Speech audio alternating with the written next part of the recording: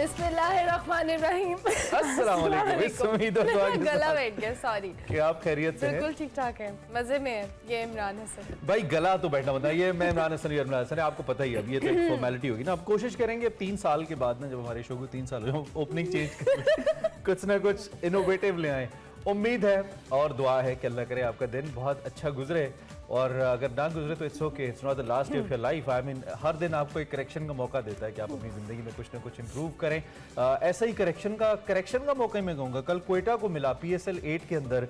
क्वेटा नहीं थी ये यार, मजाक था ये। आप ठीक कह रही हैं, क्योंकि call it was very disappointing from Quetta side. I mean मैं कोई वन साइडेड मैच PSL में एक्सपेक्ट नहीं कर सकता। पहले कौन 8 प्लेयर्स आउट हो सकते हैं? मतलब T20 क्रिकेट हो रही है, कोई मजाक हो रहा है? पहला मैच था उनका, मतलब मजाक हो रहा है। T20 क्रिकेट में आप 100 रन भी नहीं बनाए और आप 8 खिलाड़ी आपके आउट है, मतलब आप खेलने आए हैं। मुझे लगता है ऐसी बरकतें कल पड़ी हैं मुल्तान की टीम में, धानी के ना होने में तो बहुत बरकत का सामान हो गया। लेकिन खैर क्वेटा के 111 रन का हदफ ऐसे जैसे हंसते खेलते पूरा कर लिया। हमें बड़ी तशवीश है क्वेटा की इस परफॉर्मेंस के ऊपर। आई डोंट नो कि ऐसा क्यों हुआ है। बहरहाल रोयली रोसो, जिनके बारे में हमें पता है कि वो क्या करते होते हैं, 78 रन की इनिंग्स के लिए रिजवान ने 28 बनाए, और यूं क्वेटा ग्लैडिएटर्स का कोई जादू नहीं चल सका। कल ग्लैडिएटर्स हमें बिल्कुल ठुस नजर आए। जैसन रॉय जैसे प्लेयर्स यहाँ पे हैं, नहीं खेल सके। गप्टिल जैसे प्लेयर्स हैं यहाँ पे, नहीं खेल सके।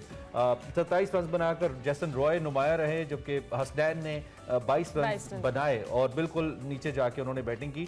6 खिलाड़ी डबल फिगर में दाखिल ही नहीं हुए। गप्टिल, सरफराज, इफ्तिखार, उमर अकमल, और ये इफ्तिखार साहब वो है जो 6 छक्के क्वेटा में मार के आए थे, और सबके सब फ्लॉप हुए। एहसान अल्लाह की शानदार बॉलिंग नजर आई, 5 विकेटें हासिल की। सुल्तान के धानी इंजरी की वजह से इवेंट से बाहर हैं, जबकि मुल्तान की टीम में मोहम्मद इलियास को शामिल कर लिया गया है। और PSL में मेजबान कराची किंग्स और आज इस्लामाबाद यूनाइटेड का मुकाबला होगा। कराची किंग्स की पहली जीत और इस्लामाबाद यूनाइटेड के सफर का आगाज होगा आज, और देखते हैं कि आज का match Islamabad versus Karachi Kings कैसा होने वाला है। लेकिन कल का मैच तो वैसे बड़ा ही डिसअपॉइंटिंग था। कल मैंने बाकायदा तौर पे होशो आवाज में मैच की कोशिश की है। हाँ, तो शायद यही वजह है कि क्वेटा ग्लैडिएटर्स। आज आपने इस्लामाबाद का नहीं देखना मैच, ठीक है? मैं देखूंगी। हम आपसे गुजारिश करते हैं। खैर जी, मैच तो हो गया, और कल पाकिस्तान की विमेन क्रिकेट टीम ने भी बहुत अच्छा परफॉर्म किया। विमेन क्रिकेट टीम के हवाले से भी आपको बताएं कि वर्ल्ड कप जारी है। भारत के खिलाफ हम मैच हार गए थे, बट कल ICC women's T20 world cup में पाकिस्तान ने आयरलैंड को 70 रन से हरा दिया।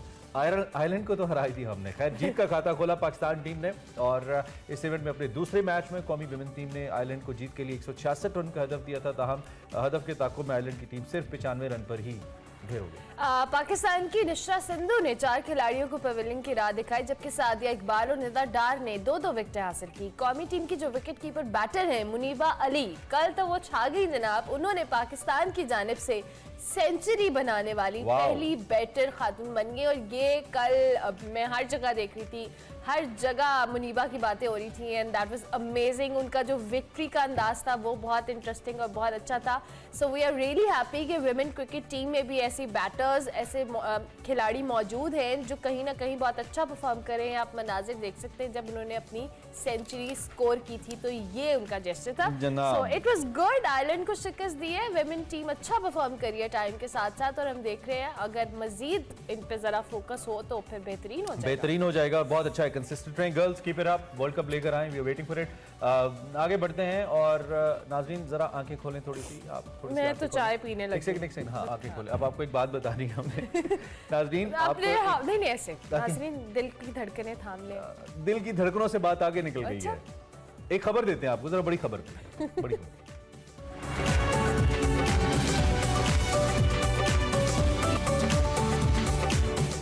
अब 22 रुपए हैं आपके।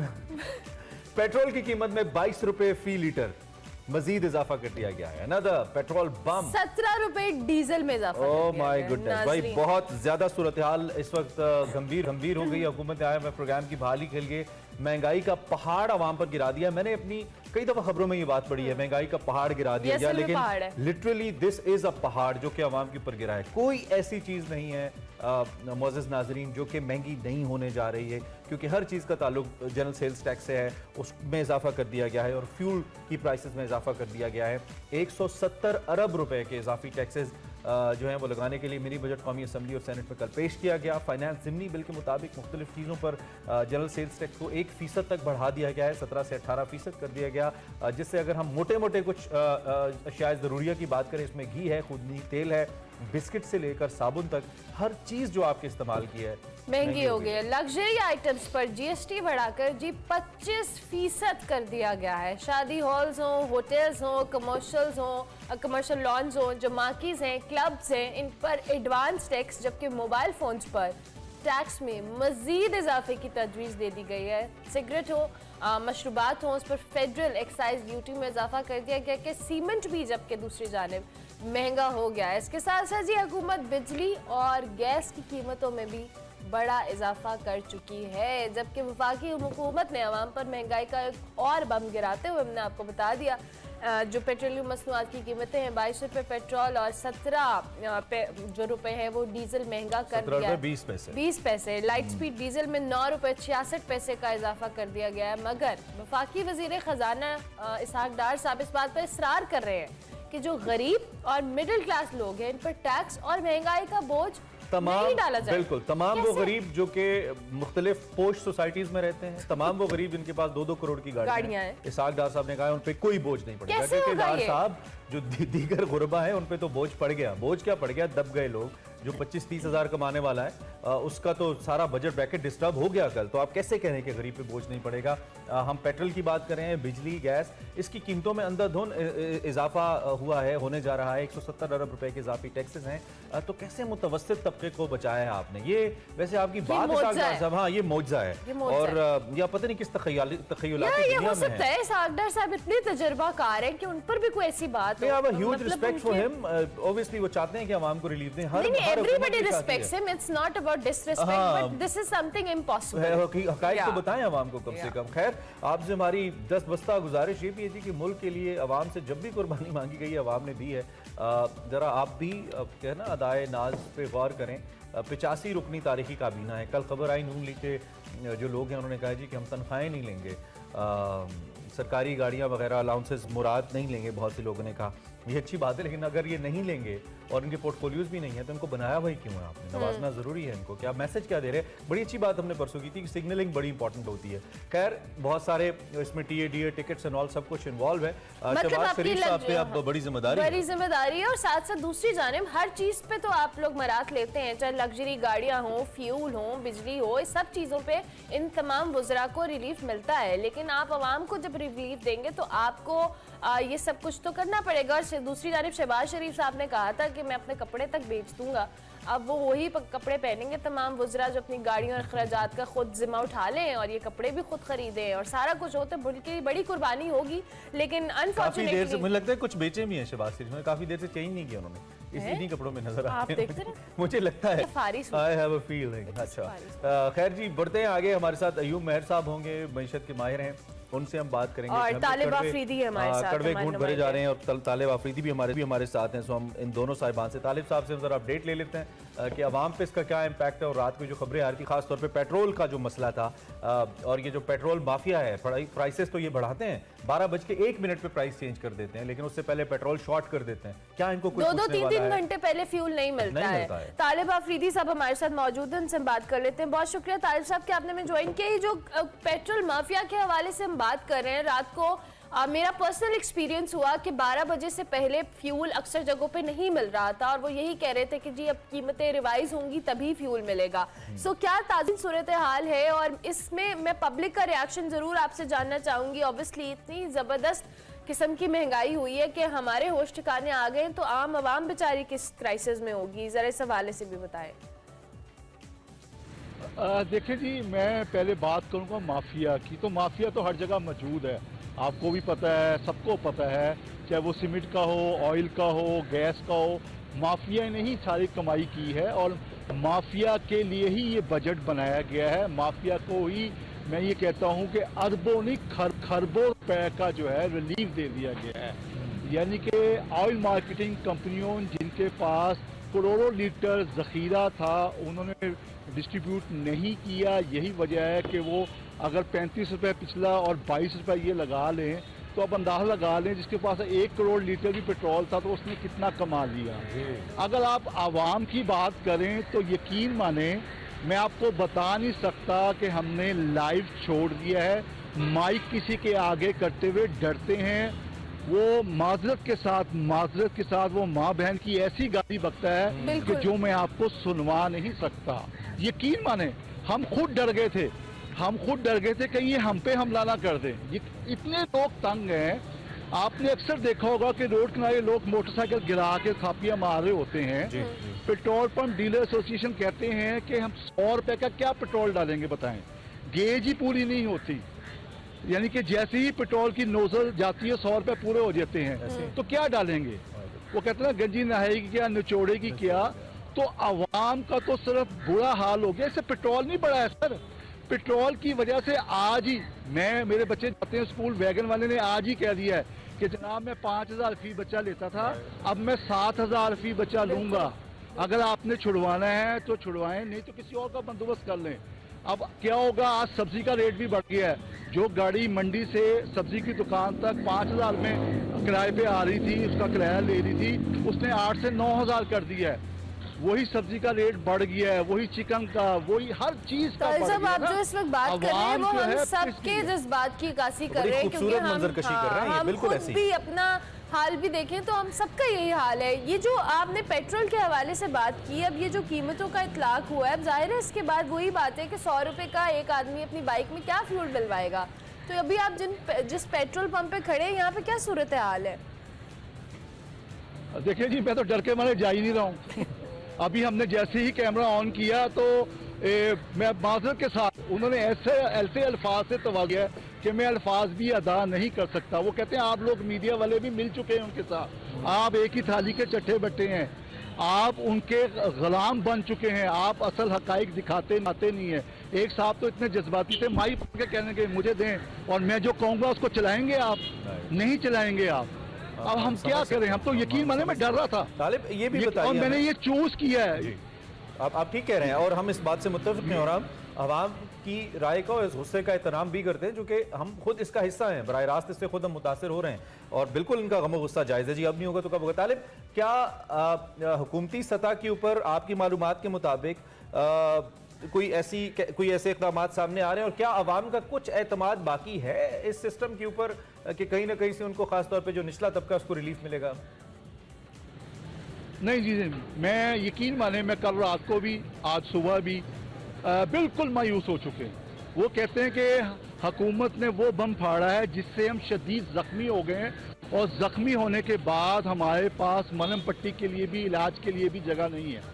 हम उस जख्म के साथ जो है घरों को जा रहे हैं, दफ्तरों को जा रहे हैं, रिश्ते हुए खून के साथ जा रहे हैं। माजूर के साथ मैं अक्कासी नहीं बयान कर, यकीन माने ठीक है, दिल दुखता है, खुदा की कसम खा के कह रहा हूँ कि बहुत बुरे हालात हो चुके हैं। मैं क्या बताऊं कि यकीन माने घर पे काम करने वाली जो है ना, वो कल अगर रोटी किसी और को दे दी है तो इस बात पे लड़ रही थी कि मैं आपके घर में काम करती हूँ, ये मेरा हक था, आपने दूसरी वाली को। तालिब भाई, एक तो ये है कि आप हमारे नुमाइंदे तो हैं ही, आप अपना काम तो कर ही रहे हैं, लेकिन एक आम शहरी या पाकिस्तानी होने का भी जो एक अमली हमारे सामने तस्वीर आप रख रहे हैं ना, बिलाशुबा यही वो तस्वीर है जो असल में है। बहुत शुक्रिया, आपने हमें आगाह किया तालिब, और अल्लाह हम सब का हामी और नासिर हो, अल्लाह हम सब की मदद फरमाए, खास तौर पे उस तबके की जिसकी आप अक्कासी कर रहे हैं। Thank you very much. बात होती रहेगी तालिब साहब, बहुत शुक्रिया, आपने हमें आगाह किया। इस वक्त डॉक्टर अयूब महर हमारे साथ मौजूद हैं, पॉलिसी मेकिंग के नुक्ता निगाह से बहुत अहम शख्सियत हैं और मामलात को बड़ा बारीक बीनी से देखते हैं। डॉक्टर साहब, थैंक यू वेरी मच। आज ऐसा लगता है, मुझे ऐसा फील हो रहा है कि हमें शायद कोई योम स्याह मनाना चाहिए, कोई योम एहतजाज मनाना चाहिए।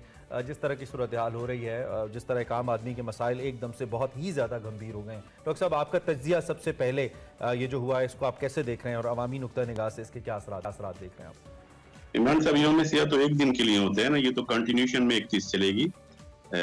दूसरी, आपने खुद ही बहुत अच्छा एक्सप्लेन कर दिया। देखिए, मैं पहले एक चीज़ क्लियर करना चाहूँगा कि हर बात पे ये कहा जाता है कि IMF की ये कंडीशन थी, कंडीशनलिटी एक्सेप्ट करनी थी। जब भी IMF एग्रीमेंट करता है, जब भी एग्रीमेंट करता है, तो आपके पास पहले ऑप्शंस आते हैं, आपको ऑप्शन देने होते हैं कि ये पैसे यहाँ से पूरे करेंगे। हुकूमत ने बड़ा क्लियरली मैसेज देती रही, बार बार ये रिपीट किया जाता रहा कि इसका जो बर्डन है इन कंडीशंस का, वो आम आदमी पर नहीं पड़ेगा। लेकिन अनफॉर्चुनेटली मुझे एक्सपेक्टेड भी था कि आम आदमी पर ही पड़ेगा। सबसे पहली बात यह कि जो जीएसटी होता है, जनरल सेल टैक्स, पहले 20 साल पहले हमारे यहाँ सेल टैक्स होता था, अब जीएसटी होता है, जनरल सेल टैक्स। दोनों में डिफरेंस ये है कि जब सेल टैक्स लगता है तो बताया जाता है किस किस चीज पर टैक्स लगाया गया है, उन चीजों के नाम बताए जाते हैं। लेकिन जब जीएसटी लगता है तो किसी चीज के नाम बताने की जरूरत नहीं, सिर्फ उन चीजों के नाम बताए जाते हैं जिनको एक्सेम्प्ट किया गया है। इसका मतलब है तमाम चीजों पे लग जाता है। तो जब तमाम चीजों पे लग जाता है तो फिर ये कैसे कह सकते हैं कि ये निचले तबके को हमने प्रोटेक्ट किया था? प्रोटेक्ट करना पॉसिबल ही नहीं होता। जीएसटी का मतलब ही है कि चंद एक एग्जाम चीजों को छोड़ के सब पे वो टैक्स लग गया है। अभी आपने मेंशन किया है कि अब फिर इसाकदार सब किस बुनियाद के ऊपर ये दावा कर रहे हैं कि हमने जो टैक्सेस लगाए हैं इसमें जो लोअर मिडिल है या मिडिल क्लास है उसको हम रिलीफ देंगे या उनको हम कुछ ना कुछ जो कह ले कंपनसेट करने की कोशिश करेंगे? ये तो कोई मौजा ही हो सकता है। ये इस टेक्निकल पॉइंट ऑफ व्यू से तो कोई ऐसी पॉसिबिलिटी नहीं है कि ये चीजें रिलीफ मिल कोई सके। पॉसिबिलिटी नहीं। और जो ये क्रिएट करे, देखिए एक तो जीएसटी लगता ही सब पर है, दूसरी बात ये कि जो इनडायरेक्ट टैक्सेस होते हैं, इनडायरेक्ट टैक्सेस को इकोनॉमिक्स की इस्तेलाह में हम रिग्रेसिव टैक्स कहते हैं। रिग्रेसिव का मतलब ये होता है कि जिनका अल्टीमेट बर्डन लोअर इनकम पे पड़ता है, अल्टीमेट बर्डन, और अगर उसकी डिस्ट्रीब्यूशन की जाए तो हायर इनकम पे उनका कम असर पड़ता है, लोअर पे ज्यादा पड़ता है। ये रिग्रेसिव टैक्सेस होते हैं। जीएसटी सबसे बड़ा रिग्रेसिव टैक्स समझा जाता है। डॉक्टर साहब, और उस पे भी जी डॉक्टर साहब, क्या ऑप्शन थे हुकूमत के पास? अगर हुकूमत ना करती, क्या कुछ बचा था हुकूमत के पास उसकी बकेट में कि वो कुछ कर सकते थे बचाने के लिए आवाम को? देखिए ऑप्शन में इन्होंने जिस तरह से किया, आपने नोट किया होगा, इन्होंने कहा लग्जरीज आइटम पे 25% बढ़ाया। लग्जरीज आइटम को डिफाइन जिस तरह किया है उसमें तमाम आइटम आ रहे हैं जो आम आदमी के इस्तेमाल किए। दूसरा, इन्होंने ऑप्शन में उसमें खुद जो प्रोटेक्ट किया, आप देखें, आपने भी सुना होगा, रियल एस्टेट को प्रोटेक्ट किया गया है। जी जी जी जी। वो रियल एस्टेट क्या, वो लग्जरी आइटम नहीं था। प्रोटेक्ट किया गया है मिनरल वाटर्स को, प्रोटेक्ट किया गया है जो एनर्जी ड्रिंक्स हैं उनको प्रोटेक्ट किया गया है। इस तरह की 4-5 आइटम्स हैं जो लोअर इनकम ग्रुप हरगिज इस्तेमाल नहीं करता, गरीब जिनको इस्तेमाल नहीं करते, उन चीजों को तो प्रोटेक्ट किया गया है। अब स्टॉक एक्सचेंज में मैं देख रहा था कि जो नॉन लिस्टेड कंपनीज है, नॉन लिस्टेड कंपनीज छोटी कंपनीज होती हैं जो समझे मिडिल क्लासर्स की कंपनी, जो उन्होंने अपने बिजनेस रन करने होते हैं, उनका कैपिटल स्टॉक मार्केट से अगर वो रेज करना चाहें नॉन लिस्टेड होने के बावजूद, उन पर 10% टैक्स लगाया गया है। तो मैं इसको जब पूरी तरह एनालाइज करता हूँ, जो ये कह रहे हैं कि हमने आम आदमी को प्रोटेक्ट करने की कोशिश की है, 40 बिलियन का जो इजाफा किया गया है बेनजीर इनकम सपोर्ट में, वो इसलिए किया गया है कि इन्फ्लेशन जब इंक्रीज होता है तो बहुत सारे वो लोग जो पहले पॉवर्टी लाइन से ऊपर थे वो पॉवर्टी लाइन के नीचे आ जाते हैं। जब पॉवर्टी लाइन को वो क्रॉस करके नीचे जाते हैं तो उसका साइज बढ़ाने के लिए 40 बिलियन का उसमें इन्होंने इजाफा किया। उससे पॉवर्टी खत्म नहीं होती, पुअर्स को एक टेम्परेरी रिलीफ मिलता है, जिसको ये कह रहे थे कि हमने आम आदमी को बचाने की कोशिश की है। थोड़ा सा एक ब्रीथिंग स्पेस मिलता है, लेकिन वो कितना अर्सा चले। अच्छा ठीक है, आपकी बात बिल्कुल ठीक है, थैंक यू वेरी मच। आप ये जो लग्जरी आइटम्स है इसमें साबुन, toothpaste, shampoo, mobile phones, computers, laptop सब कुछ ही आ रहा है। आपने बड़ा राइट पॉइंट आउट किया। डॉक्टर साहब, व्हाट नेक्स्ट क्या कहना चाहिए उसे? एक और धमाका, या फिर क्योंकि ये जो 1.25 अरब आने हैं और फिर दीगर ममालिक से हमारे अगर कुछ पैसे आ भी जाते हैं, जिसका IMF हमसे तसल्ली मांग रहा था कि पहले तसल्ली दें कि पैसे आएंगे फिर हम आगे बढ़ेंगे, सपोज आ भी जाते हैं, तो ये तो हमारी डेट सर्विसिंग के लिए जा रहे हैं। ये तो जितना मार्च के अंदर जितनी बड़ी पेमेंट्स हमारी आ रही हैं, ये तो तकरीबन सारे पैसे उधर ही चले जाएंगे। तो I think will be just out of oxygen once again in April और समवेयर। आपने इमरान साहब एक चीज की तरफ इशारा किया, मुझे टाइम दीजिएगा। देखिए, 2 चीजें हैं। वो एक चीज की तरफ आपने इशारा किया, मैं उसको एक्सप्लेन करूंगा, लेकिन उससे ज्यादा जो खतरनाक चीज है वो ये कि इस सोसाइटी में, इस तरह की इकोनॉमी में जो मेजर्स लिए गए हैं उसमें जो मिडिल क्लास है वो डिसअपेयर होते जाए। और मिडिल मतलब जो टैक्सेस लगे हैं, जिन चीजों को लग्जरी आइटम बताया गया है, मिडिल क्लास तो बेनजीर इनकम सपोर्ट से भी बेनिफिट नहीं लेगा, उसकी तो कंपनीज पे भी 10% टैक्स लग गया है। मिडिल क्लास का डिसअपेयर होने से जो सबसे बड़ा नुकसान होता है कि इकोनॉमी की ग्रोथ रुक जाती है। ये एक ग्लोबलाइज्ड एक्सेप्टेड थ्योरी है कि मिडिल क्लास का साइज जितना कम होता जाएगा, जो डेवलपमेंट के पैरामीटर्स हैं वो खत्म होते जाते हैं, डेवलपमेंट रुकती जाती है। द रीजन इसके देखें, जब असर पड़ता है बुरे हालात का, रिसेशनरी प्रैक्टिस का, इन्फ्लेशन का, तो जो हायर इनकम ग्रुप है उसके प्रॉफिट या इनकम कम होती है। मिडिल क्लासर जो होता है उसकी जो सेविंग्स हैं वो कंज्यूम होना शुरू हो जाती हैं, और सेविंग के कंज्यूम होने का मतलब ये होता है कि नियर फ्यूचर जो आ रहा है उसमें इन्वेस्टमेंट नहीं रहती है आपके पास। वही सेविंग तो इन्वेस्ट होनी होती है। लोअर इनकम क्लास का तो बहुत बुरा होता है, उसकी फैमिलीज बेचारी इधर उधर हो जाती हैं, उसको फैमिलीज को एजुकेशन को खत्म करना पड़ता है, बच्चों की किसी काम पे डाल दें, बच्चे को फलां जगह भेज दें, उनके चॉइसेस खत्म हो जाते हैं। लेकिन मिडिल क्लासेस की सेविंग्स के खत्म होने से आने वाला जो इमीडिएट फ्यूचर है उसमें आपके पास इन्वेस्ट करने के लिए फंड नहीं रहते। ये एक आने वाले दौर में इसका बहुत बड़ा इम्पैक्ट है। तो ये डार साहब तो कह रहे थे इकोनॉमी 4% पे ग्रो करेगी अगले मालियाती साल के अंदर। कोई नई फैक्ट्री लगा ली हमने, कोई नया इकोनॉमिक जोन एक्टिव कर लिया है, कोई सीपैक हमारा चल गया है, कोई सोर्स ऑफ इनकम हमारा नया खुल गया है, हमारी आईटी एक्सपोर्ट ज्यादा होगी, कैसे करेगी जी 4% पे ग्रो? नहीं देखिए, IMF, वर्ल्ड बैंक व एशियन डेवलपमेंट बैंक वो तो 2% से पहले ही कम कह रहे थे। अब तो स्टेट बैंक ऑफ पाकिस्तान भी कह रहा है कि 2% से हम नीचे जाएंगे, 2% से नीचे रहेंगे। 4% तो एक ख्वाब है, अल्लाह करे हो जाए, लेकिन खुद स्टेट बैंक की एस्टिमेट है कि 2% से नीचे रहेंगे। और दूसरा जो अभी जो एक मसला होगा वो ये कि देखिए, आपने इशारा किया था कि सऊदी गवर्नमेंट या फ्रेंडली कंट्री से जो हमारे पास आने की तवक्को है, ये जो पैसे आने की तवक्को है ये बेसिकली फॉरेन एक्सचेंज रिजर्व्स को बिल्ड करने के लिए है, ये खर्च करने के लिए नहीं है। ये आपकी एलसीज खुलती रहें, लिक्विडिटी प्रॉब्लम ना हो, फॉरेक्स के रिजर्व रखे रहें ताकि आपकी एलसीज ऑन होती रहे इंटरनेशनल मार्केट में। ये उसके लिए आने हैं, लेकिन उसके लिए जो आने हैं उसके बाद आपको जून में अभी एक और पेमेंट, अभी तो मार्च की पेमेंट के लिए हम सब कुछ कर रहे हैं ना, जून की पेमेंट इससे बड़ी होगी। तो उस वक्त फिर हमें IMF के पास जाना पड़ेगा। उस वक्त हम क्या करेंगे, कहाँ से अरेंज करेंगे? ये तमाम अगर जो सऊदी अरब से आने हैं, चाइना से मिलने हैं, कतर से मिलने हैं, IMF से मिलने हैं, ये सब मिला करके एक जो लिक्विडिटी अरेंज करेंगे उससे मसला हल नहीं होगा। और मैंने एक प्रोग्राम में आपके साथ ही शायद मैंने शेयर की थी कि बेसिकली ये तमाम स्टेप जो है इससे आप एक डिक्लेयर जो डिफॉल्ट होता है उससे बच जाएंगे। लेकिन ये कहना कि इससे हमें फायदा होगा और तो रिलीफ मिल जाएगा, नहीं, पब्लिक रिलीफ नहीं, फायदा नहीं होगा, यानी बस वो एक डिफॉल्ट का जो डिक्लेयर डिफॉल्ट है वो वाला मामला नहीं। अच्छा डॉक्टर साहब, दूसरी जानिब गैस और बिजली की कीमतें ऑलरेडी उसमें बेतहाशा इजाफा हो चुका है, और अब आइंदा आने वाले दिनों में भी आप खुद भी मेंशन कर रहे हैं कि मजीद बर्डन आएगा। तो ये तो एक तो दूसरी जानिब इनसे रिलेटेड चीज़ें तो हम बात कर ही रहे हैं, अब ये गैस और बिजली महंगी होना और उसके साथ दीगर चीज़ों का महंगा होना क्या करेगी आवाम के लिए भी तो कोई सोल्यूशन होना चाहिए। देखिए, इन्होंने जो सोल्यूशन बहुत ही लोएस्ट इनकम के लिए, जिसमें बहुत कम लोग आते हैं जो बिलो दी पॉवर्टी लाइन आज चले जाते हैं, उनके लिए बेनजीर इनकम सपोर्ट का साइज बढ़ाने की बात की है। 10% उसका साइज, 12% साइज बढ़ाने की बात की है। 40 बिलियन जो इंक्रीज होंगे उसमें फंड में, लेकिन उससे कोई आम आवाम पे यकीनन फर्क नहीं पड़ेगा। स्टेप यही तो नहीं लिए गए। IMF ने इस चीज से नहीं रोका था कि आप टैक्सेस की डिस्ट्रीब्यूशन डायरेक्ट टैक्सेस पे चले जाते, इनडायरेक्ट पे ना जाते, बटन ना डालते, वो उस पर ये नहीं गए और इनको स्टेप इमीडिएटली लेने होंगे, वरना मसला ये होगा कि देखिए जो क्राइसिस क्रिएट होता है, सेविंग खत्म हो जाएंगी, इन्वेस्टेबल फंड नहीं रहेंगे, आगे की पेमेंट्स आपकी आ रही हैं जून में, हैवी पेमेंट्स आ रही हैं। उसके अलावा दूसरा जो होता है, आम आदमी के पॉइंट ऑफ व्यू से देखें, जब आप कहते हैं कि शॉर्ट टर्म हमने किया है, लॉन्ग टर्म में इसका फायदा होगा, 3 साल के लिए, 1 साल के लिए प्रॉब्लम है। डॉक्टर साहब, मुख्तसर ये कि ना कोई, वो कहते हैं ना, पेवस्ता रह सकते हैं हम शजर से, लेकिन रहना तो पड़ेगा, उम्मीदें बाहर नहीं है फिल वक्त, हम ये कह सकते हैं। डॉक्टर साहब, थैंक यू वेरी मच, आपने बड़े अच्छे तरीके से एक्सप्लेन किया।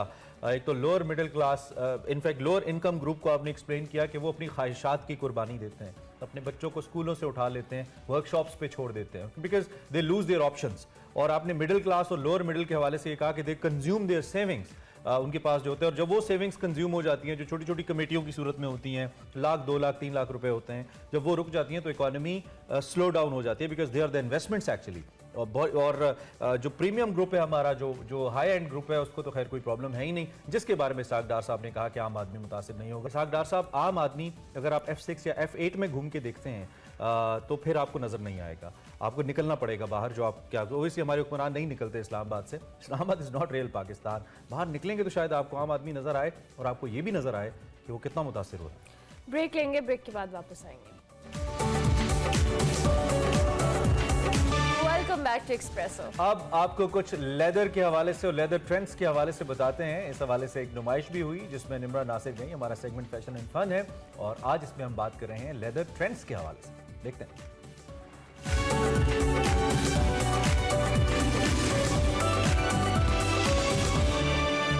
अस्सलाम वालेकुम नाज़रीन, this is Rima Nasir and right now I'm standing in front of Pakistan's mega leather show which is organized by government of Pakistan. अभी हम लोग अंदर जाने वाले हैं, वहाँ लेदर के डिफरेंट प्रोडक्ट्स देखेंगे और उनके प्रोफेशनल से बात करेंगे. So let the tour begin.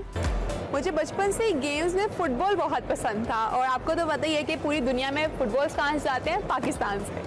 ये बिल्कुल लेदर के, प्योर लेदर के फ़ुटबॉल्स हैं और यहाँ पे ये कलर भी है, ये ऑलमोस्ट सारे वाइट है लेकिन दे हैव डिफरेंट प्रिंट्स.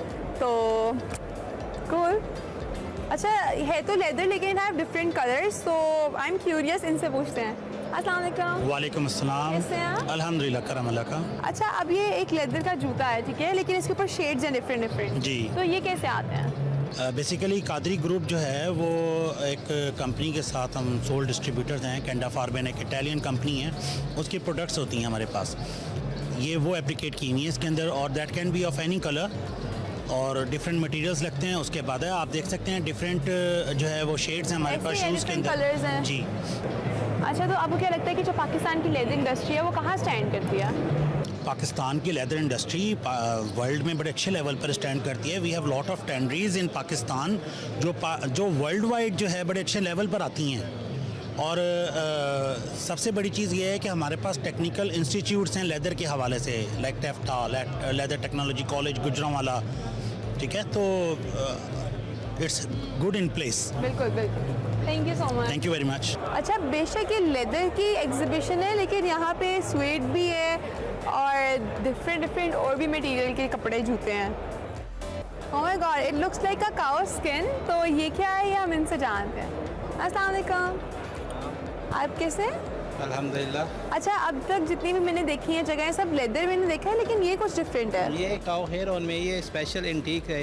ये प्रिजर्व किया हुआ है पूरा. ये फिनिश्ड काउ लेदर हाइड पे. अच्छा, तो इससे क्या क्या बन सकता है? इससे आपके रग्स बनते हैं, बैग बनते हैं, फैशन आइटम्स बनती हैं, बेल्ट बनते हैं, शूज़, जैकेट्स बन सकती हैं. जैकेट्स बनती हैं. तो तमाम लग्जरी आइटम, फैशन आइटम इससे बनती है. ये लास्टिंग डिपार्टमेंट है. लास्टिंग डिपार्टमेंट का स्टार्ट होता है यहाँ से. ये कोई भी मशीन की जो शूज़ हैं हमारे स्टार्ट होता है यहाँ से. ये टो बनाने के लिए होती है. 3-4 तरह की टो हो सकती हैं. ये पॉइंटेड है, राउंड शेप हो सकती है, स्क्वायर शेप हो सकती है. तो आप मुझे बना के दिखाएंगे कुछ? जी, ये बना के दिखा. तो यहाँ पर जूता हमारा हो जाता है तैयार और उसके बाद हम उसको ठंडा करके पहन सकते हैं. तो ये पूरा प्रोसीजर था. पहले हमने टो बनाया, फिर हमने हील बनाए, फिर हमने उसको हीट अप किया और फिर उसके बाद जूता हमारा तैयार. ये इतनी सॉफ्ट है और ये चीते की ओरिजिनल खाल है जिनको इन्होंने प्रिजर्व किया हुआ है और ये हमारे घर में रग्स वगैरह बनाने के लिए यूज़ होती है. अच्छा, यहाँ पे मुझे ना लेदर जैकेट्स नज़र आ रही हैं और ये डिफरेंट इनके डिज़ाइंस हैं, इनका प्रिंट डिफरेंट है. तो ये क्या है, मतलब ये प्रिंट कैसे आ रहा है इनके ऊपर? एक्चुअली हमारी है लेदर केमिकल्स SRC. हम केमिकल प्रोवाइड्स करते हैं. हम अपने कस्टमर को एंटरटेन करते हैं कि अपने केमिकल के साथ प्रोडक्ट्स बना के दिखाते हैं. जैसे कि आप ये देख रही हैं, ये ब्लैक लेदर में है.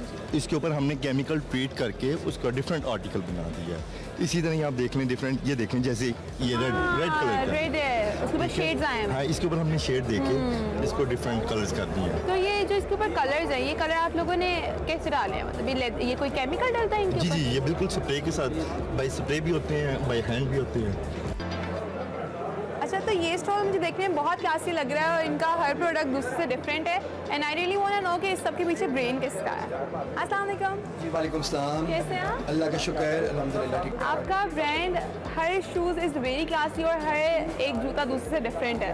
तो ये आइडिया, ये सोचता कौन है और ये कहाँ से स्टार्ट किया आपने? जी, ये जो प्रोजेक्ट है ना, ये हम लोगों ने 2015-16 में स्टार्ट किया था और हम लोगों ने वो गैप देखा था, वो नीड देखी थी कि जो फैशन प्रोडक्ट है ना, पाकिस्तान में बहुत बड़ा गैप था उसका. तो हमने फॉर्मल फुटवेयर में हम लोगों ने ना कॉम्बिनेशंस में जो फैशन वाले आर्टिकल्स थे वो हम लोगों ने इंट्रोड्यूस किए थे. तो आपका ये जो डिज़ाइन कौन करता है ये जूते? मैं जी, me myself, I am a designer. Oh, you are the designer. I love your designs. Thank you जी, थैंक यू सो मच. जितने भी मटेरियल्स हैं जी, these are totally 100% leather materials. और ये आप अगर देखेंगे ना, इनकी फिनिश, हमारा जो USP है ना, यूनिक सेलिंग हमारा proposition, that is our finishing. हमारा मटेरियल ऑब्वियसली एक तो top of the line top grain leathers में काम कर रहे हैं. इसके ऊपर जो फिनिश है ना, जो एक ग्लॉस फिनिश है और जो इटालियन बफिंग इसके ऊपर हम लोग करते हैं, this makes our product stand out. हमारा ये सेगमेंट यहाँ पे ख़त्म होता है। मैंने आज के सेगमेंट से बहुत कुछ सीखा कि कैसे गाय की खाल से एक रिफाइंड लेदर बनता है। मुझे लगता है ऐसे एग्जीबिशंस पाकिस्तान में बहुत ज़्यादा ज़रूरी है, क्योंकि इससे ना सिर्फ हमारी एक्सपोर्ट बल्कि फॉरेन रिलेशनशिप्स भी अच्छे होंगे। आपसे मुलाकात होती है इंशाल्लाह अगले सेगमेंट में एक और इंटरेस्टिंग टॉपिक के साथ। तब तक के लिए अल्लाह हाफ़िज़।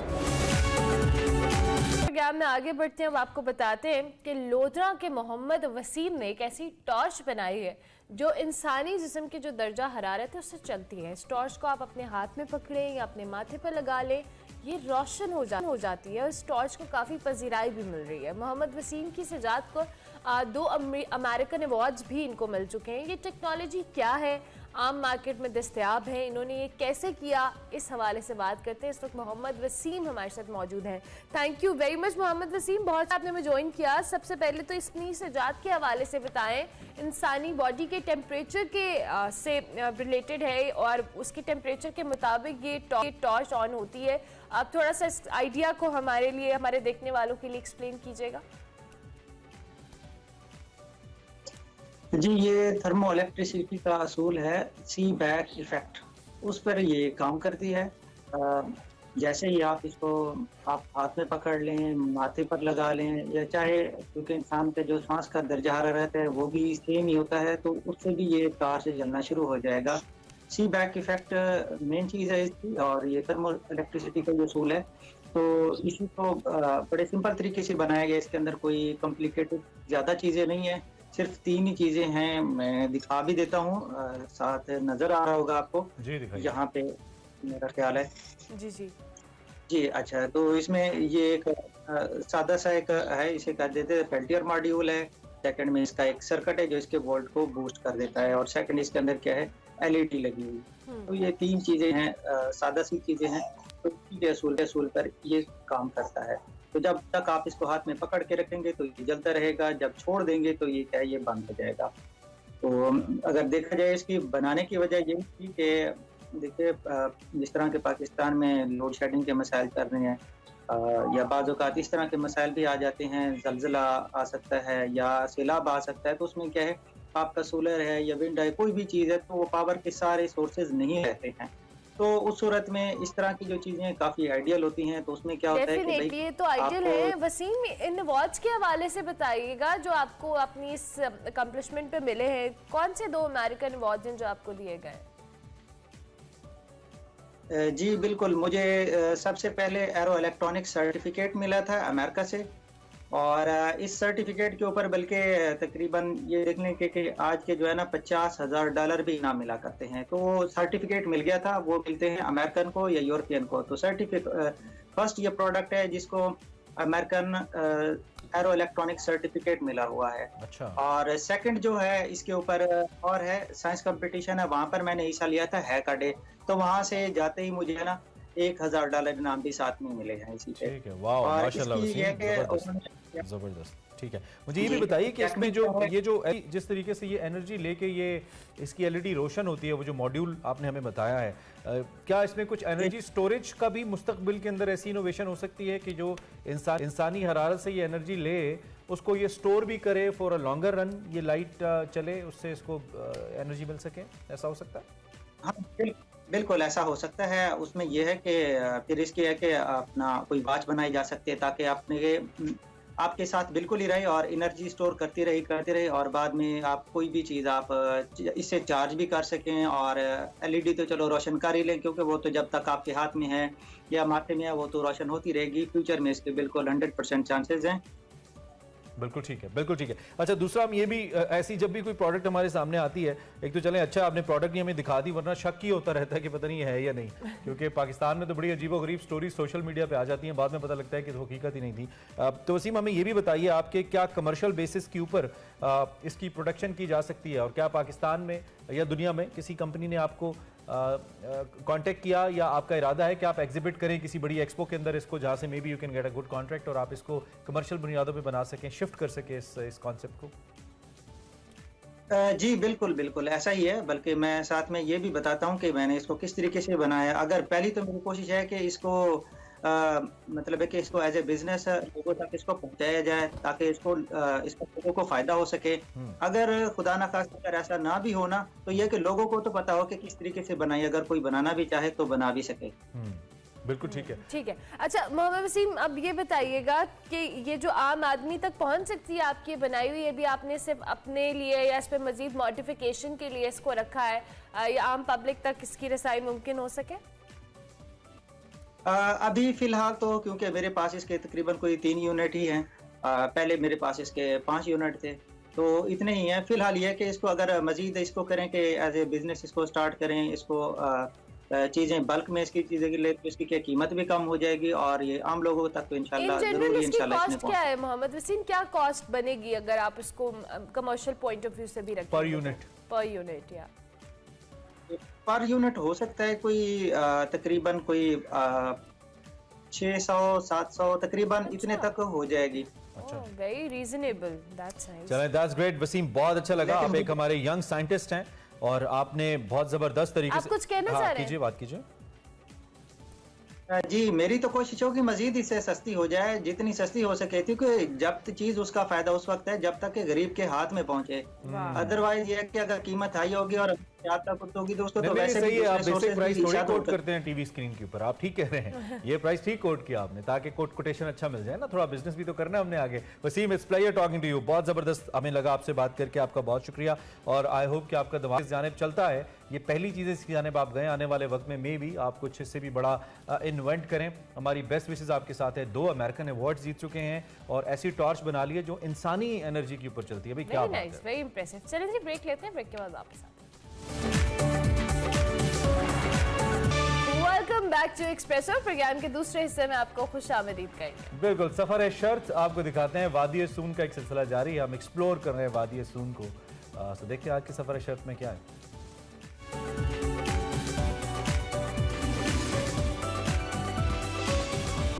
अस्सलामुअलैकुम, मैं हूं वकार अहमद और आप देख रहे हैं सफ़र शर्त। और एक झील के किनारे पे हूँ, उछाली लेक है वादी सून सकेसर में और बहुत ही खूबसूरत झील है।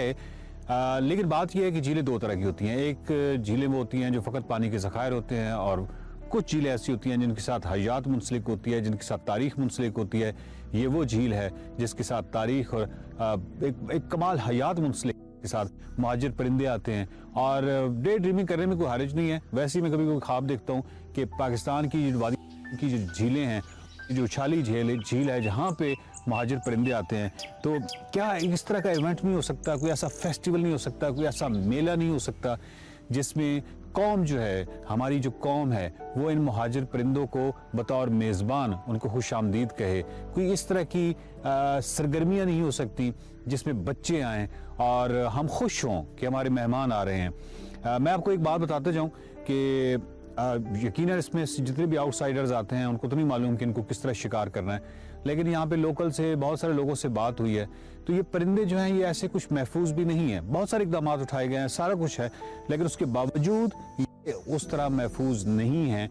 और उसकी वजह यह है कि यहाँ पे जो अमला है वो बहुत ही कम है। उसने फॉरेस्ट को भी देखना है, उसने झील को भी देखना है। झील जो है किलोमीटरों फैली हुई है, तो इस हवाले से नामुमकिन हो जाता है उनके लिए भी जब तक कि यहाँ पे अमला ना बढ़ाया जाए। और दूसरी बात यह है कि सबसे बड़ी बात जो है वो कम्युनिटी के अंदर अवेयरनेस है। अगर आप कम्युनिटी के अंदर आगाही किसी तरीके से पैदा करें बच्चों में, स्कूल्स में जाके, तो शायद ये परिंदे जो हैं ये बच जाएं।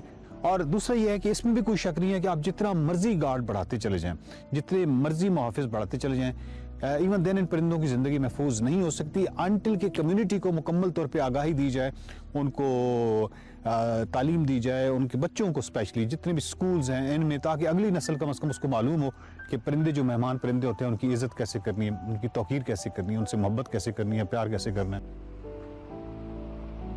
यकीनन बहुत खुशी हो रही है, बहुत ही खूबसूरत लैंडस्केप है, लेकिन 2 चीज़ें ऑफ कोर्स मकामी दोस्तों से बात जब की तो मालूम हुआ कि परिंदे कुछ ऐसे महफूज भी नहीं। और ये जो आप एक फुटेज देख रहे हैं इसमें आपने देख रहे हैं कि इंसान जो है उससे ये कितना डरते हैं। जिस दिन ये परिंदे इंसानों से डरना छोड़ देंगे मैं समझ जाऊंगा कि यहाँ पे अब ये महफूज हैं। ये जो फुटेज आप देख रहे हैं ये जैसे ही मैं परिंदों की तरफ बढ़ता हूँ तो आप अंदाज़ा लगाइए कि वो उनकी एक बड़ी सिंक किस्म की है। और इससे पहले जहाँ पे ये आपको ज़मीन का कितना नज़र आ रहा है, कतार नज़र आ रहा है, इस पे ये सारे बैठे हुए थे। लेकिन ये बहुत दूर से इंसान की बू को सूंघते हैं, इंसान की जो है उसको देख लेते हैं कि कोई इंसान उनकी तरफ आ रहा है, और उसके बाद ये डार की डार जो है वो बड़ी इनकी एक सिंक्रोनाइज किस्म की हरकत होती है। ये आप दोबारा देखिए कि कितनी सिंक्रोनाइज तरीके से ये दूर से दूर होते चले जा रहे हैं और ये बिल्कुल भी पास नहीं आते। तो ये भी एक निशानी है कि उछाली लेक में जब परिंदे जो हैं वो आपसे डरेंगे नहीं, इंसान से डरेंगे नहीं, तो ये एक बहुत बड़ी निशानी होगी कि अब ये महफूज है। किसी भी सियाहती मकाम को देखें, सियाहत में तरक्की के हवाले से जो सवाल पैदा होता है उसको देखें, तो हमने अभी तक कम से कम जो हमारा तजुर्बा है एज अ मीडिया पर्सन, जितनी भी सियाहती मकामात हमने देखे हैं, वाइल्ड लाइफ के हवाले से देखें, किसी भी चीज़ को देखें और उसको अगर हम बचाने की बात करें, हम ये कहें कि सियाहती मकामात पे कचरा नहीं होना चाहिए, ये तमाम चीज़ें जो हैं ये लोकल कम्युनिटी को इन्वॉल्व किए बगैर मुमकिन नज़र नहीं आती।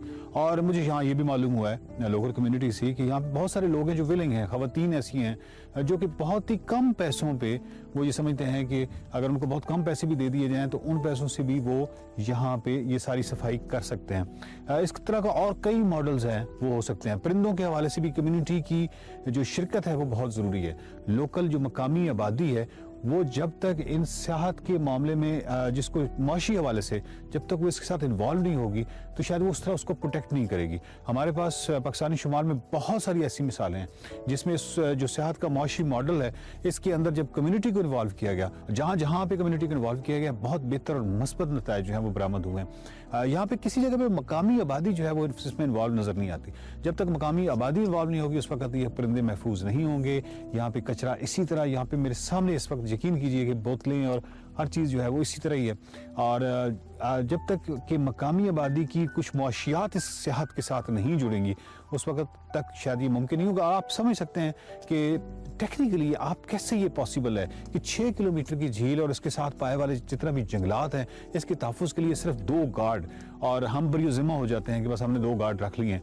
तो इससे तो कुछ नहीं होगा जब तक मकामी आबादी का कुछ ऐसे माशी मफादात इसके साथ नहीं जुड़ेंगे, यानी परिंदों के तहफ़्फ़ुज़ के साथ उनके माशी मफादात नहीं जुड़ेंगे या उनके इसकी झील की सफाई के साथ माशी मफादात नहीं जुड़ेंगे, उस वक्त तक शायद ये मुमकिन नहीं होगा। मेरे साथ इस वक्त खान मोहम्मद है, और वैसे भी ये वादी सुन्स के सर और ये जो तलगंग और ये सारी सरजमीन है इसको मोहम्मद खानों की सरजमीन कहते हैं। सैयद ज़मीर जाफरी ने इनको मोहम्मद खानों की सरजमीन कहा था, तो ये खान मोहम्मद है। खान साहब बहुत शुक्रिया आपका। खान साहब का एक तारुफ ये करवाता जाऊँ कि आपने जितनी अच्छी तस्वीरें देखी हैं, वो सैयद मेहदी बुखारी हों, कामरान सलीम हों, जो भी बड़े फोटोग्राफर्स हैं उनके साथ हमरा गाइड के तौर पे ये रहते हैं खान मोहम्मद जब भी वो यहाँ पे आते हैं, जो भी पाकिस्तान के बड़े फोटोग्राफर्स हैं। खान साहब ये बताएंगे ये परिंदे भागते क्यों हैं, ये खौफजदा क्यों है, मसलन ये नज़दीक नहीं आते? सर क्योंकि कुछ लोग लोकल लोग इनका सर कभी कभी पहले शिकार ज़्यादा होता था, लेकिन अभी माशाल्लाह 1-2 साल हो गए सर इसका शिकार कम हो रहा है सर। लेकिन अच्छा खान भाई शिकार कम हो रहा है ना, खत्म नहीं हो रहा? जी सर। ये कैसे होगा सर? ये तो महकमा वाइल्ड लाइफ वाले इसके ऊपर कंट्रोल कर सकते हैं।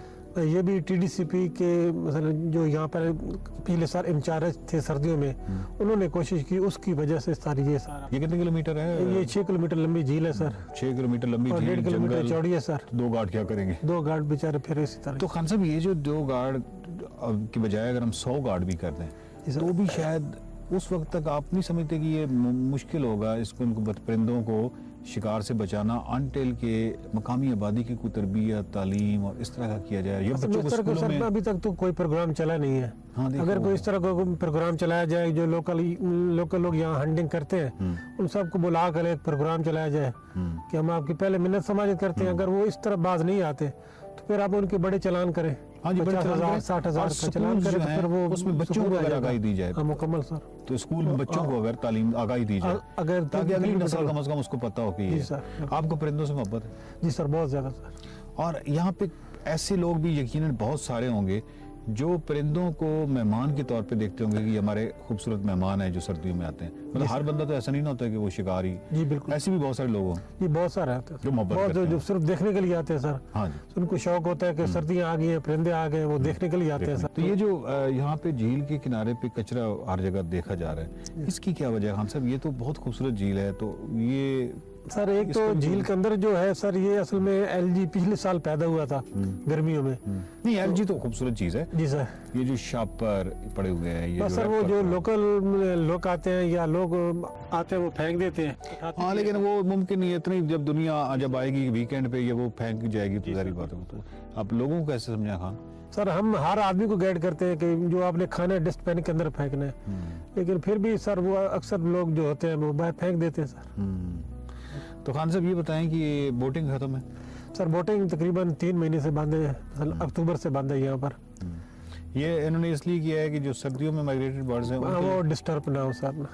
तो इसमें आपका रोजगार तो खैर इसके साथ जुड़ा हुआ है? जी सर, मेरा रोजगार इसी के साथ जुड़ा हुआ है। मैं जुम्मा हफ्ता इतवार को फिर बोटिंग कराने के लिए खबे की लेके जाता हूँ, तो बाकी 4 दिन इधर रहता हूँ।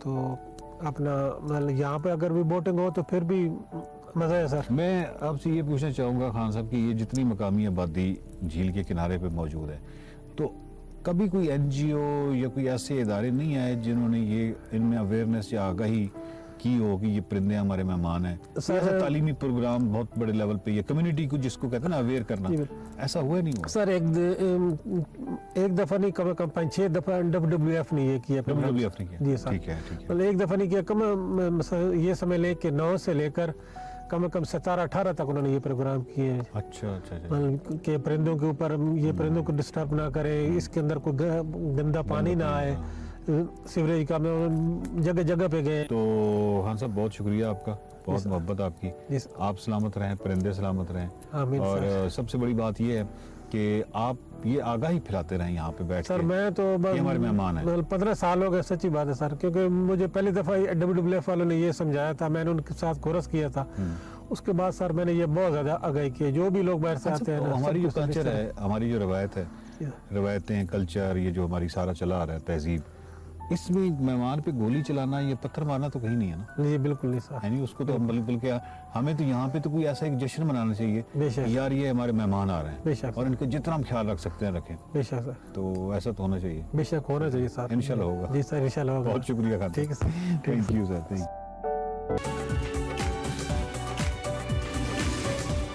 तो बात करते हैं एक बार फिर PSL के हवाले से। डिटेल तजिया तो लेना होता है ना, पहले हमारा तजिया आता है, फिर हमारे तजियाकार का तजिया आता है। अब तजियाकार के तजिए का वक्त है। खैर, जबरदस्त मैच तो बिल्कुल नहीं हुआ। We were expecting a very close contest yesterday but it didn't happen. Multan ने मैच जीत लिया। क्वेटा के 111 रन का हदफ हंसते खेलते पूरा कर लिया। जैसे कि हमने शुरू में ही बताया, रोली रोसो जिन्होंने 78 रन की इनिंग खेली, रिजवान ने 28 बनाए और रन ही इतने थे कि पूरे हो गए उसी मौके पे। एक विकेट उनकी गिरी। जैसन रॉय 27 रन बनाकर नुमाया बैट्समैन रहे। If you talk about Quetta, दूसरी जानिब हसनैन ने 22 रन बनाए, लेकिन वो बिल्कुल नीचे आके रन स्कोर कर गए। ऊपर का जो बैटिंग ऑर्डर था तकरीबन सभी फ्लॉप हुआ और 6 खिलाड़ी तो ऐसे थे जो कि डबल फिगर में नहीं गए, including Guptill, Sarfaraz, Iftikhar, Umar Akmal, flop. सबके सब फ्लॉप हो गए। अच्छा, मतलब कौन सी टीम T20 मैच में 8 विकेटें उड़ा के सिर्फ 100 रन से पहले पवेलियन चली जाती है? 8 उसके प्लेयर्स। सलीम खालिक साहब, थैंक यू वेरी मच, बहुत शुक्रिया आपने हमें ज्वाइन किया। वैसे कुछ भी अच्छा नहीं है, लेकिन कल मैच भी अच्छा नहीं था, क्या करें। बस ये जो अपनी PSL है उसमें ये जो प्यारी PSL है, हाँ वही गाना सर पे गूंजता रहता है। वो इतना जबरदस्त उन्होंने गाया, चाहत फतेह अली खान साहब ने। क्या कल सलीम खालिक साहब इस शो में ऑफ एयर कोई पौना घंटा उस गाने पे तबसरे और जितने इंटरव्यूज आप करते हैं, मुझे लगता है इन करीब आप चाहत फतेह अली खान का भी करेंगे। नहीं, वो मैंने आपके लिए छोड़ा हुआ। शुरू के 2 मैच बहुत अच्छे हुए और देखा होगा आपने, बहुत क्लोज मैच हुए। एक PSL का जो एक हाइप बनती है बन गई। तीसरे मैच में क्वेटा ने बहुत मायूस किया। हालांकि उनकी टीम अगर आप देखें ऑन पेपर तो लग रही है कि भाई नाकाबिले तस्खीर टीम है। पाकिस्तानी स्टार्स भी हैं, फॉरेन स्टार्स भी हैं, बॉलिंग भी बैलेंस है, बैटिंग भी अच्छी है, लेकिन शायद एक टीम कॉम्बिनेशन उनका सही नहीं बना। मतलब उनको पता नहीं चला कि कैसी प्लेइंग 11 बनानी है। नंबर 8 पे मोहम्मद हफीज बैटिंग करने आ रहे हैं, तो आप उससे अंदाजा लगा ले। और इफ्तिखार लोग यही समझ रहे थे कि फिर आगे 6 बॉलों पे 6 छक्के लगाएंगे, लेकिन हमें दाद देनी चाहिए एहसान उल्लाह को, जिन्होंने कल ऐसी तूफानी बॉलिंग की कि बस कमाल कर दिया उन्होंने। और पाकिस्तान फास्ट बॉलर्स के हवाले से एक जरखेज है हमारा मुल्क। और एक और इससे सलीम खालिक साहब एक और चीज भी तो क्लियर हुई है कि लाजमी नहीं है कि हर मैच हाई स्कोरिंग मैच होगा और कोई भी टीम आएगी और वो दूसरी टीम को मार के चली जाएगी।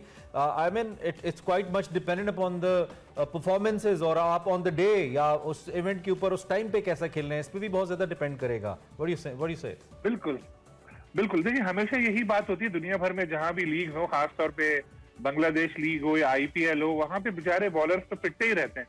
PSL की यही खासियत है कि पिच जैसी भी हो, हमारे बॉलर्स कभी ना कभी ऐसी एक्स्ट्राऑर्डिनरी परफॉर्मेंस कोई सामने आ जाती है, कोई नया लड़का आ जाता है। जैसे पहले धानी बहुत अच्छा परफॉर्म करते चले आए थे, अब तो खैर वो बाहर हो गए इंजरी की वजह से, लेकिन जिस तरह से कल बॉलिंग देखने को मिली आपको, उससे यही आइडिया होता है कि बैटिंग और अगर अच्छी हो रही है तो साथ में बॉलिंग में भी ऐसा हो सकता है।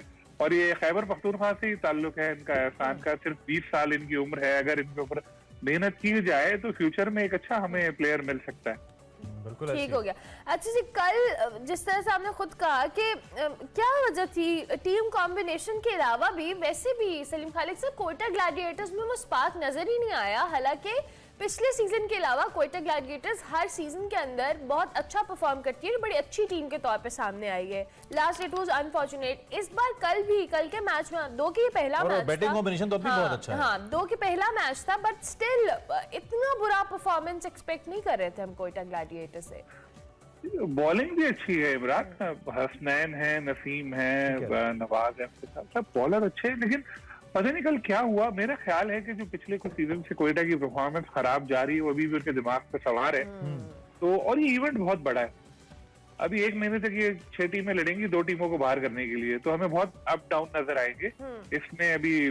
तो मुझे उम्मीद है कोयटा की टीम कमबैक करेगी। उन्होंने देखा होगा, अपनी गलतियों को देखा होगा। देखें, कुछ प्लेयर्स ऐसे हैं जिनकी टीम में शमूलियत जो है वो डिबेटेबल है।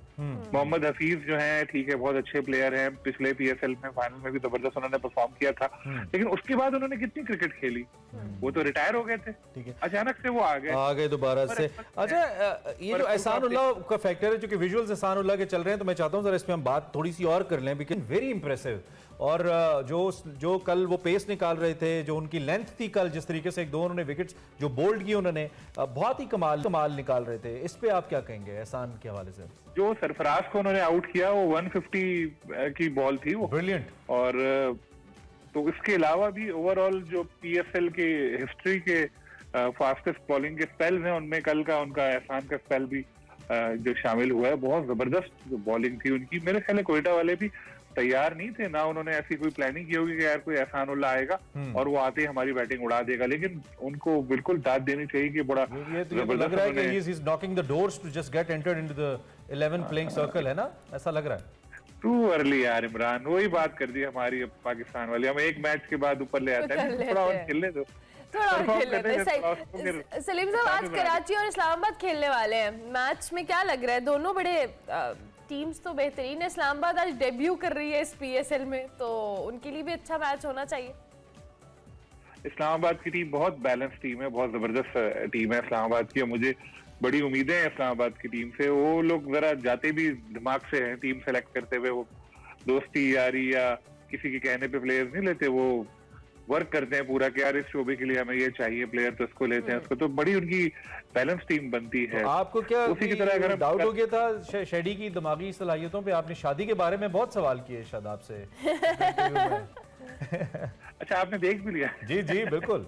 नहीं, आप देखिएगा तो आपको पता चलेगा कि जब वो सवाल हो रहे हैं तो वो सवाल से सवाल निकलता गया, ऐसा नहीं था कि वो खास तौर पे हुए। लेकिन सलीम भाई, thank you very much. Breaking में हमने जाना है, आपका बहुत शुक्रिया, आपने हमें ज्वाइन किया और अपनी राय हमारे सामने रखी।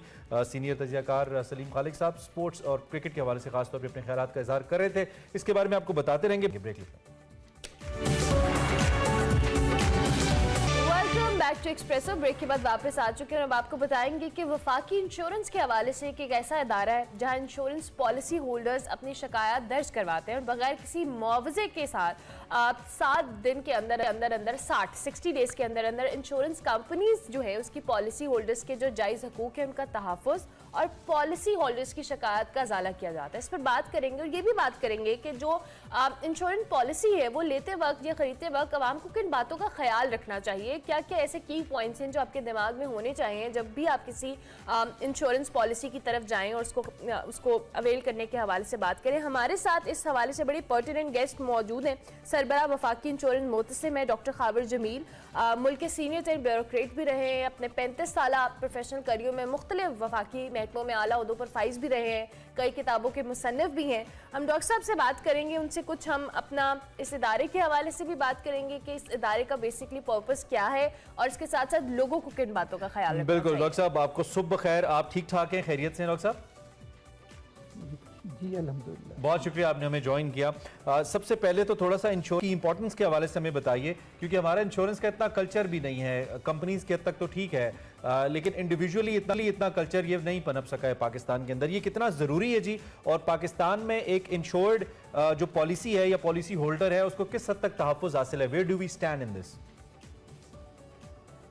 जी आपका कई सवालों को मिला के आपने एक सवाल किया है, उसका मुख्तसरन जवाब दूंगा। इंश्योरेंस जो है एक इम्पोर्टेंट फैक्टर है ज़िंदगी के अंदर, और इंश्योरेंस दो किस्म की होती है, एक लाइफ इंश्योरेंस होती है, दूसरी जनरल इंश्योरेंस।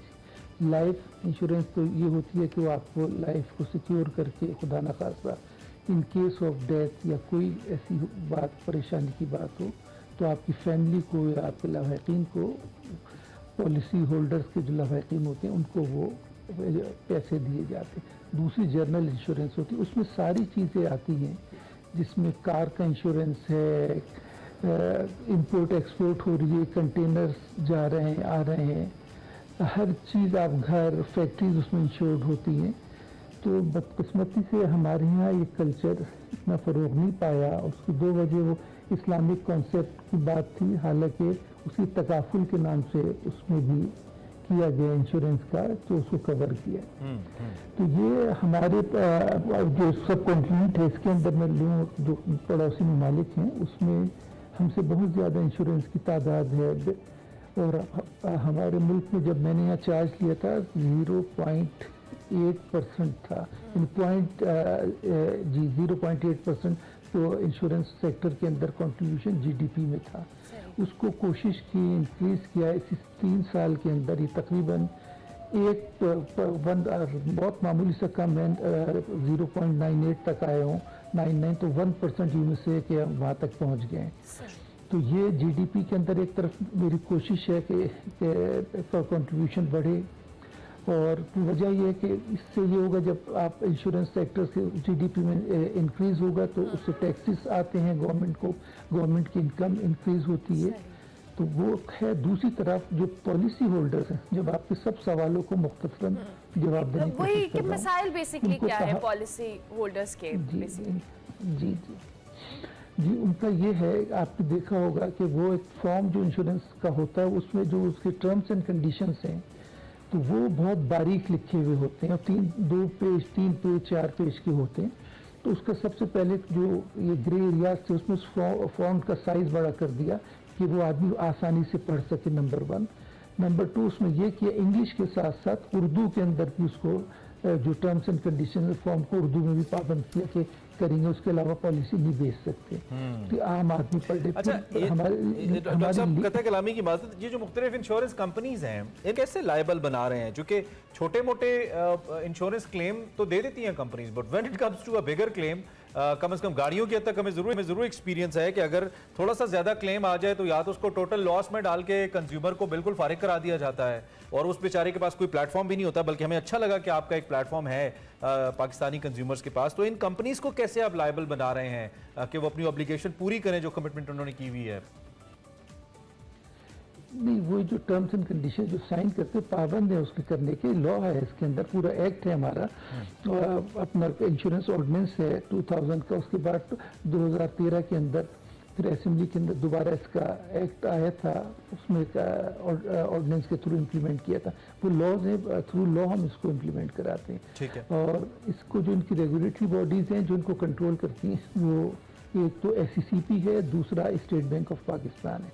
इन दोनों से बहुत क्लोज लाइजिंग के ऊपर रहते हैं, तो इनके रूल्स के अंदर चेंजेस इसलिए कराएंगे जो ऑब्जर्वेशंस मेरी पिछले 3 सालों से थी उनको सामने रखते हुए 1 लाख रुपए अगर आप बतौर प्रीमियम देंगे तो आज से 10 साल के बाद ये आपको 5 लाख मिलेंगे। तो वो 5 लाख तो हो सकता है जिस तरह रुपए की तनज़ुली हो रही है वो आज के शायद 10,000 रुपए के बराबर हो जाए आज से 5 साल के बाद। तो इसके लिए क्या हमारे पास कोई पॉलिसी है जिससे हम बीमा होल्डर को सिक्योर करें in terms of value of money के जो पैसे उसको मिलेंगे आज से 5, 8, 10 साल के बाद वो इस काबिल हों कि वो उसके लिए कोई वर्थ करें? ये जितनी इंश्योरेंस कंपनीज हैं, ये अगर आप लाइफ इंश्योरेंस के ऊपर जा रहे हैं जो आप फरमा रहे हैं तो उसके अंदर इलस्ट्रेशन होता है उनका कि 8%, 10%, 12% वो एक प्लान होता है उसी फॉर्म के साथ कि जब आप पॉलिसी लेते हैं कि ये 3 वो होते हैं 8%, 10 एंड 12%। इसके ऊपर हम आपको प्रॉफिट भी देंगे या आपको फ़ायदा होगा। तो उसमें हम मेरी तो कोशिश यही हुई अभी तक कि मैक्सिमम के ऊपर जाके लोगों को रिलीफ दिया जाए। इसमें सबसे बड़ी बात ये रिलीफ के हवाले से मैं कहूँगा कि 400 जिस वक्त मैंने चार्ज लिया उससे पहले यहाँ प्रोसिक्यूशन होता था, केस चल रहे हैं, एक आदमी के फेवर में है दूसरे के खिलाफ हो रहा है तो कोई ना कोई एक अपील में जाती थी पार्टी। वो मैंने प्रोसिक्यूशन को ख़त्म करके परसुएशन पे जोर दिया। मैंने कहा नो प्रोसिक्यूशन बट परसुएशन। अब उसका नतीजा निकला, आप यकीन करें पहले 410 मिलियन मिलते थे एक साल के अंदर जो मॉनेटरी रिलीफ दिया था, और जब मैंने स्विच किया तो उसका फर्स्ट ईयर आया, बहुत बड़ा रिस्क लिया था मैंने, उस 2.13 billion against 410 million. Just imagine कितना इसके अंदर difference monetary relief next year. अच्छा, इन द एंड डॉक्टर साहब, सॉरी मैं आपको इंटरप्ट कर रही हूँ, लास्ट मिनट है हमारे पास। मैं चाहूंगी कि आप इन द एंड जो लोग पॉलिसी ले रहे हैं, आम आवाम हैं, उनके लिए दिमाग में क्या की पॉइंट्स होने चाहिए ताकि बाद में अगर वो आपके इदारे के पास आते भी हैं तो उनका केस इतना स्ट्रांग हो ताकि उनकी जो चीज़ें हैं वो बेहतर तौर पे हो सके। जी, उसमें यह है कि वो जो टर्म्स एंड कंडीशंस है तो उसको पढ़ें ज़रूर। उसका फ़ॉन्ट का साइज़ बड़ा हो गया, वो छोटे नहीं है कि इनविजिबल लोग ना नज़र आए, और उसको उर्दू में भी कर दिया है। फिर मेरी लीगल टीम ने उसमें से 10 पॉइंट्स इंपॉर्टेंट निकाले हैं ताकि उस पॉलिसी होल्डर को पता होना चाहिए कि ये उसकी जिस पे साइन करना है ये इसका असल मामला है, उनको इस टर्म्स एंड कंडीशन पे जाना होगा। तो जहाँ मैं आपको बता रहा हूँ होल्स थे, ग्रे एरिया से प्लगिंग तो की है मैंने और कोशिश की है कि लोगों को रिलीफ मिले। यही वजह है कि जिस वक्त मैंने स्विच किया था तो आगे एक अपील जो थी, 0 अपील थी मेरे केस की। जब दोनों राजी हो गए कंपनीज और पॉलिसी होल्डर तो कौन अपील में तो कोई भी नहीं जाएगा। और मुख्तसरन डॉक्टर साहब, बिल्कुल इन दी एंड आपसे रब्ता कैसे किया जा सकता है अगर किसी को कोई मसला हो आपके इदारे से? मुख्तलिफ जगह हमारा नंबर मुख्तलिफ जो स्मार्टफोन्स हैं उसके ऊपर मौजूद है। हमारा हॉटलाइन है और वो बिल्कुल। अच्छा, वक्त कम था, इंशाल्लाह किसी और नशिस्त में हम जरूर आपको दोबारा तकलीफ देंगे, आप तशरीफ लाइएगा तो इन डिटेल्स इस पर हम चाहेंगे कि और भी। मैं आपका बहुत शुक्रिया, फिल वक्त आपने हमें वक्त दिया। डॉक्टर खावर जमील साहब हमारे साथ मौजूद थे, सरबराह विफाक इंश्योरेंस मोहतसिब, सवालात के जवाब दे रहे थे। इस हवाले से आपको आगाह करते रहेंगे। एक ब्रेक लेते हैं, ब्रेक के बाद आते हैं। Welcome back to Expresso. अब हम कुछ प्रोग्राम के आखिरी हिस्से में, इससे पहले की इजाजत चाहें, अवामी मसाइल के ऊपर हमारा एक सेगमेंट है तड़के तड़के के नाम से, जिसमें मुख्तलिफ अवामी मसाइल आपके सामने रखते हैं। आज हम आपको चुंगी अमर सद्दू लेकर जाएंगे। हमारे सिकंदर भट्ट साहब वहाँ पे हैं। एक पुल है जो कि ज़ुबू हाली का शिकार है, इस पर कोई तवज्जो नहीं दी जा रही। हमने कहा ज़रा हाईलाइट करते हैं और वहाँ पे अवाम के मसाइल भी आपको दिखाते हैं। लेकिन उससे पहले हमसे इजाज़त चाहते हैं, आप सेगमेंट देखिए, इंशाल्लाह आपसे मुलाकात होगी कल। अल्लाह हाफ़िज़।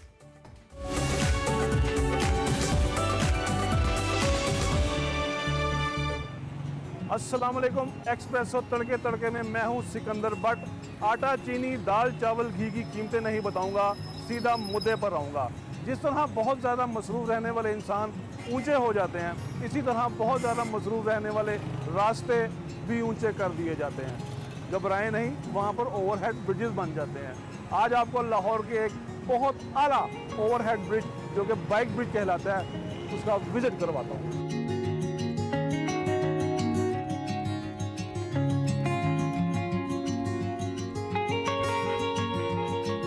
इस मुल्क का वाली वार्स कोई नहीं। आप जो मर्जी करें, यहाँ पे जो मर्जी जुराइम करें, आपको कोई नहीं पूछेगा। आप इसको उखाड़ के ले लें, आपको कोई नहीं पूछेगा। आप यहाँ पे अभी तक कोई चीज उखाड़ के लेके गया यहाँ से? ये पुल के साथ जितनी फालतू चीजें लगी हुई थी, डेकोरेशन सब उठा ली गई हैं। मुझे पता लगा यहाँ पर कोई डिवाइडर भी लगा होता था। हर चीज खत्म। कौन ले गया वो? ये जहाज ले गई। पुराने वक्तों में किसी मुल्क का इंफ्रास्ट्रक्चर तबाह करने के लिए सबसे पहले वहाँ के पुलों पे हमला किया जाता था। जहाज़ आते थे, सबसे पहले पुलों पे बमबारी करते थे। अब जहाज़ तो यहाँ पर भी हमलावर हैं, लेकिन ये जहाज़ कुछ मुख्तलिफ तरह के हैं। मज़े की बात बताऊँ, अभी अभी यहाँ के एक मकामी आदमी ने मुझसे कहा कि इस पुल का कोई वाली वारिस नहीं है। अभी आप एक सीढ़ी लाएँ और ये लाइट उतार लें, ले जाएँ, कोई पूछने वाला नहीं होगा। मैंने कहा भाई आपकी ऑफर तो मुनासिब है, पर एनी लंबी पौड़ी को थोड़ी आवांगा मैं समझा अचानक पुल ख़त्म हो गया, सीढ़ियाँ शुरू हो गई हैं, पर ऐसा नहीं है।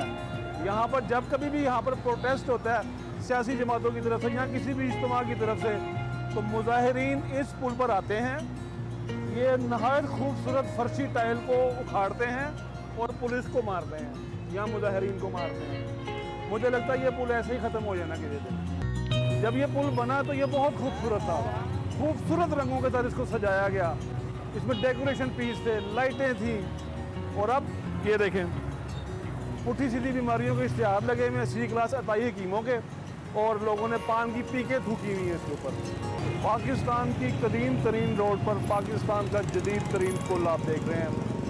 ये रोड इंडिया के फिरोजपुर को टच करती है। यहाँ से वाल्टन एयरपोर्ट, जो कि लाहौर का पहला एयरपोर्ट कहलाता है, उसको लिंक करती है।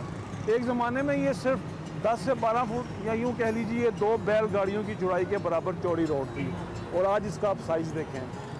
उस ज़माने में इक्का दुक्का ट्रैफिक यहाँ से गुजरती थी, कोई कभी शाज़ और नाज़र कभी कोई ट्रैफिक नज़र आती थी, और अब यहाँ तिल धरने को जगह नहीं।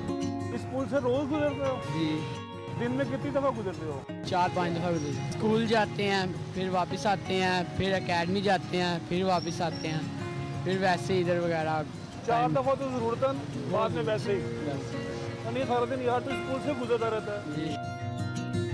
मुझे पता चला कि इस पुल से रोज़ाना कम और बेश 3.5 लाख मोटरसाइकिलें गुजरती हैं। और सबसे बड़ी बात जो मैं इस वक्त सोच रहा हूँ कि ये 3.5 लाख मोटरसाइकिलें गिनी किस अजीम इंसान में होगी, कोने पे बैठ गया होगा 1, 2, 3, 4। ये जब पुल बना है, ये इलाके को एज ए गिफ्ट मिला था। कभी कभी इतना गंद होता है कि बेलचों की पोखरे बना के इधर सफाई की जाए तो सफाई नहीं होती। बड़े लोगों का आना जाना बहुत अच्छा व्यू था, और फिर बन सकते हैं अगर इस पे थोड़ा सा खर्चा और किया जाए और मैनेजमेंट की ड्यूटी लगाई जाए कि वो हर रोज़ इधर आके चेकिंग बैलेंस करे। चेकिंग करेगी तो थोड़ा सा बेहतर होगा। लो जी, मेरा वास्ता एक ऐसे जज्बाती शहरी से पड़ गया कि जो यहाँ पर ऊंची ऊंची आवाज़ में जज्बाती अंदाज में इस पुल के टुकड़े मेथड कर रहे हैं। पुल हिलना शुरू हो गया। बाइक रोको। गुड़िया, आप कौन से स्कूल में पढ़ती हो? Slim model. और क्लास कौन सी है? 2। पसंदीदा मुझे बताओ सब्जेक्ट कौन सा है तुम्हारा? Subject math. मैथ है? मेरा सबसे ज़्यादा कमजोर थी मैथ। तो आइसक्रीम खा के मुँह तो साफ कर ली थी, सारा वो लालियाँ लगी हुई हैं। मैंने यहाँ लोगों से पूछा कि ये एक जदीद तरीन पुल है, इसको मजीद जदीद कैसे किया जा सकता है? अपग्रेड इसको क्या करें? अपग्रेड क्या है, इसमें गाड़ियाँ तो नहीं आ सकती। यार मैं दसना था, ये सीढ़ियाँ है ना, इनको एस्केलेटर लगवा दिए जाए, बंदा खड़े खड़े होते पहुँच जाए। जी, तो ये था आज का तड़के तड़के, जिसमें मैंने आपको आज लाहौर के मसरूफ तरीन बाइक ब्रिज का विजिट करवाया। बाद ज़माने कदीम की वीरान बस्तियों और बेअबानों से निकलकर गुंजान बादशहरों तक आ पहुँची है। राजवाड़े हवेलियों में, हवेलियाँ मकानों में, और मकान अब दुकानों में बदल चुके हैं। ज़रूरत इस बात की है कि आवाम के इंटरेस्ट में बनाई जाने वाली इन चीज़ों की मेंटेनेंस बहुत ज़रूरी है। मुझे दीजिए इजाज़त। अल्लाह हाफ़िज़।